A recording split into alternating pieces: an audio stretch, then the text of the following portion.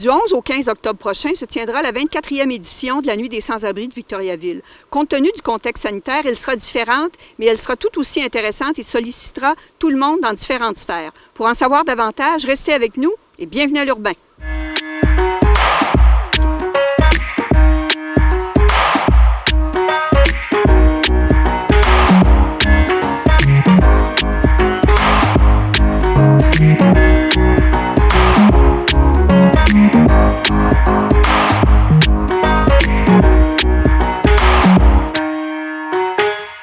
Bonjour, Lauriane Provost. Vous êtes directrice clinique à l'organisme Répit Jeunesse et vous nous avez donné rendez-vous ici aujourd'hui pour qu'on puisse s'entretenir de la 24e édition de la Nuit des sans-abri de Victoriaville. Oui. J'ai besoin de votre éclairage parce que très souvent, lorsqu'on pense aux sans-abri, on a l'image de quelqu'un qui dort sur un banc de parc ou qui est blotti entre deux édifices ou qui se protège avec des cartons ou qui fait de la sollicitation avec les passants. Quel visage ça a, les sans-abri, ici à Victoriaville? À Victoriaville. Bien, en fait, c'est qu'on a longtemps vu un type d'itinérance qu'on appelle une itinérance invisible, en fait, les gens vont passer d'un logement à un autre, sur le divan d'un ami, chez ma tante une journée, mais que d'une journée à l'autre, les gens ne savent pas nécessairement où est-ce qu'ils vont dormir. Donc, à ce moment-là, quel visage il a? Bien, il a le même visage que vous et moi, là, dans la rue. C'est pas des gens qu'on peut remarquer. C'est pas quelqu'un qu'on va dire, ah mon Dieu, je le sais qui est en situation d'itinérance. Par contre, il l'est quand même. Ce qui se passe, par exemple, dans la dernière année, ce qu'on a vu, puis c'est ce qu'on essaye de relater davantage, c'est avec toute la situation de la COVID, la précarité a augmenté. La vulnérabilité des gens pour la population générale a augmenté. La détresse était plus présente chez les gens, mais on l'a vu de façon exponentielle pour les personnes qui étaient déjà préalablement à risque. Ce qui se passe actuellement à Victoriaville, c'est, oui, l'itinérance cachée, donc chez les gens qui vont passer d'un divan à un autre, existe toujours.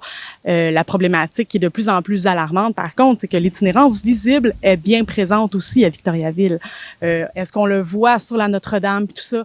Ben, ça arrive maintenant. Est-ce que c'est si flagrant que ça? Pas toujours, mais les gens sont là, se trouvent des buissons, vont dormir directement dehors, faute d'hébergement, faute d'espace pour qu'ils puissent loger, faute de place, en fait. Là, c'est tout le monde met la main à la pâte, mais on a une réponse qui est flagrante, c'est les gens doivent dormir dans la rue actuellement, puisqu'ils n'ont plus d'endroit où rester. Donc, c'est encore plus important de faire ce qu'il faut dans la région pour bien comprendre et bien être solidaires les uns des autres vis-à-vis une détresse qui est réelle là, dans notre région. Absolument. Puis, de plus en plus, les organismes travaillent en collaboration énormément fort pour mettre en place des nouveaux services parce que on est dans une situation qui est beaucoup plus alarmante qu'il l'était v'là 2 ou 3 ans peut-être. Je donne un exemple. Cette année, tous les jours à l'organisme, on a aidé des personnes dans une situation d'itinérance. Tous les jours, on a donné des sleeping bags à des gens pour qu'ils puissent dormir dehors, chose qu'on n'a jamais faite au préalable. T'sais. On a fait affaire avec les services hôteliers pour pouvoir héberger des gens dans des hôtels, dans des motels. Il y a des gens qui nous ont ouvert leurs portes pour dépanner certaines personnes pour une nuit ou deux. Mais c'est pas ça qui est l'idéal, on s'entend.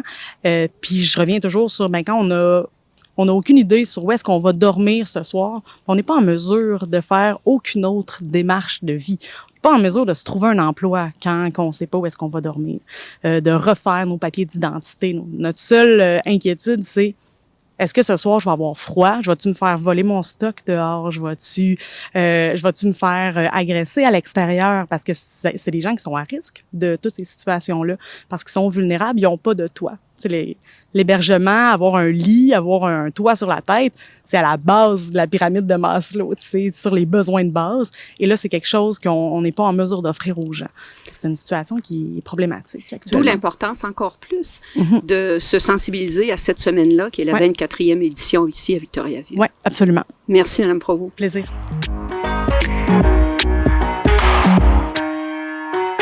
Monsieur Jean Béliveau, vous êtes intervenant ici à la Maison Raymond-Roy.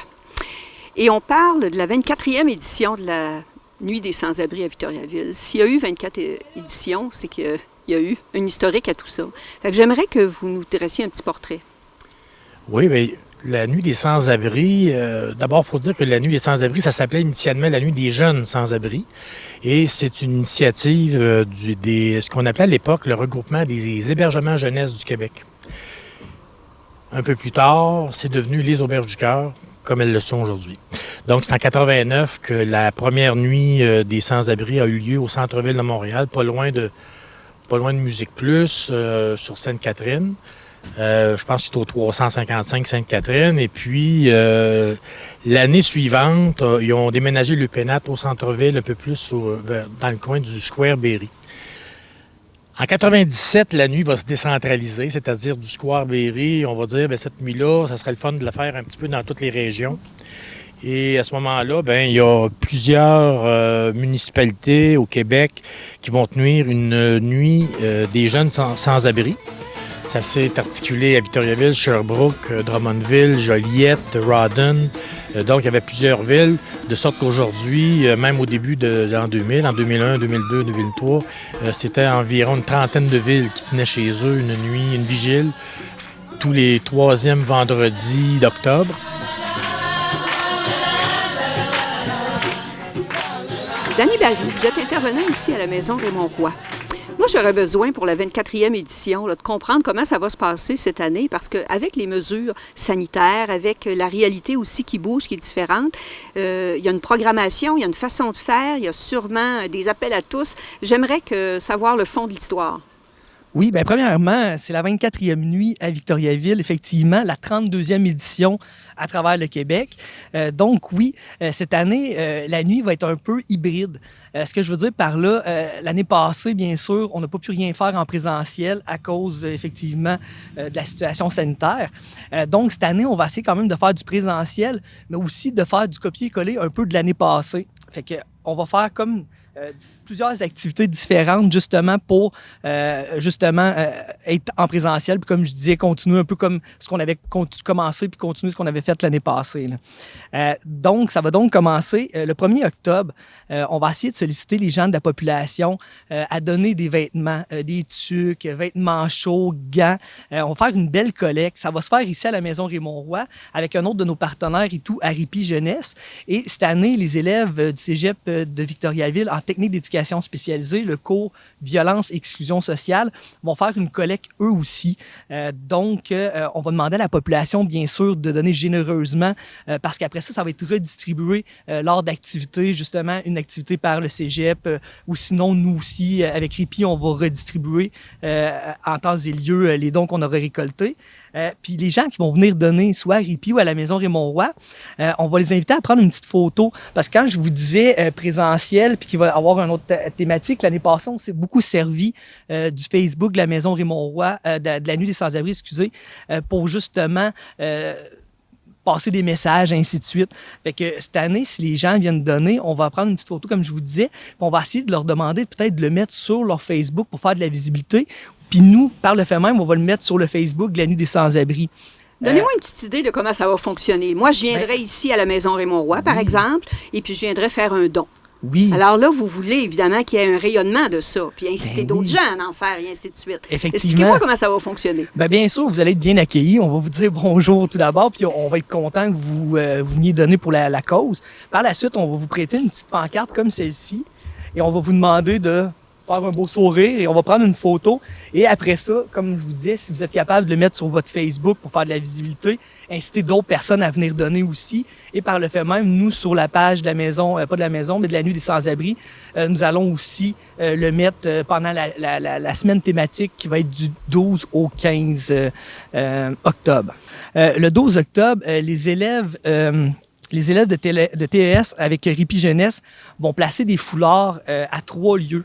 Des foulards qui ont été donnés généreusement par le support. Le support, bien sûr, qui est un organisme aussi qui aide beaucoup en itinérance, en pauvreté, en donnant du linge pour les personnes qui sont dans des situations précaires, donc à faible revenu, du linge abordable, ainsi de suite. Donc, ils nous ont donné des foulards que nous, on va placer dans des arbres. On va les mettre au cégep. Juste devant le cégep, il y a des arbres, ainsi de suite. On va le faire aussi à la Ville-aux-Gares et on va le faire aussi au complexe 905, qui est l'ancien complexe Sacré-Cœur. Fait qu'il y a des arbres devant. Fait qu'on va placer des foulards. Puis sur les foulards, il va être écrit les heures et la date de lorsqu'on va distribuer des soupes. Quand je vous disais que il y avait des choses qui seraient en présentiel, ben ça, on revient à notre bonne vieille routine.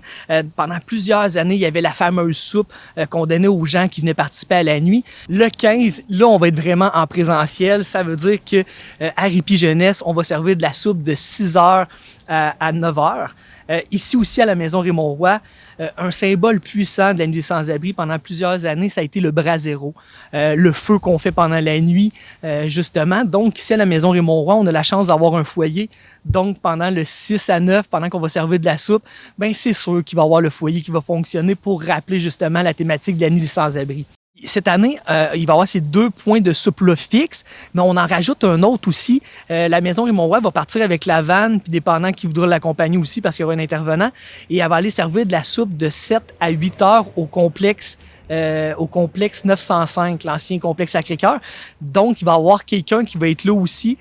Donc, on va avoir 2 points fixes, donc un point aussi qu'on va juste aller se déplacer pour 1 heure. Donc, ça va donner la chance à cibler toute Victoriaville aussi. T'sais, on voit qu'il va y avoir Vélogare, il va y avoir plus de coins ici, puis Arthabasca aussi. Fait qu'on cible quand même Oui. un beau territoire. Là. Ça va rayonner, en fait. Là. Oui. Puis la dernière chose qui me resterait à parler, c'est que vous avez vu, là, on a parlé beaucoup de présentiel, tout ça, mais l'année passée, ce qu'on avait commencé, on avait fait un Facebook, le Facebook de la nuit des sans-abri de Victoriaville et l'Érable, bien sûr, parce que l'Érable en fait partie. On a fait un Facebook, puis dans ce Facebook-là, on mettait des capsules de prévention, de sensibilisation, d'éducation. Et cette année, on a invité aussi les cégeps le cégep en technique d'éducation spécialisée à faire encore des capsules comme l'année passée.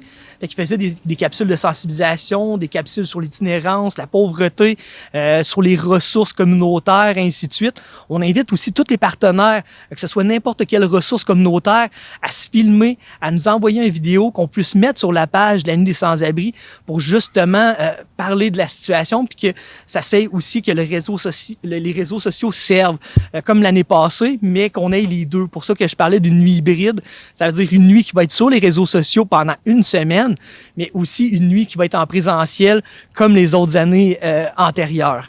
Fait qu'il n'y a presque pas de raison de ne pas participer d'une façon ou d'une autre. Ça peut être dans le confort de chez soi, parce que si on a la chance d'avoir un chez soi, il faut être solidaire aussi de ces gens-là. Donc, avec tout ce qui va être publié sur le web, mais également aussi en venant faire un don ou bien en venant discuter avec les gens lors des opérations soupe populaire et soirées des sans-abri.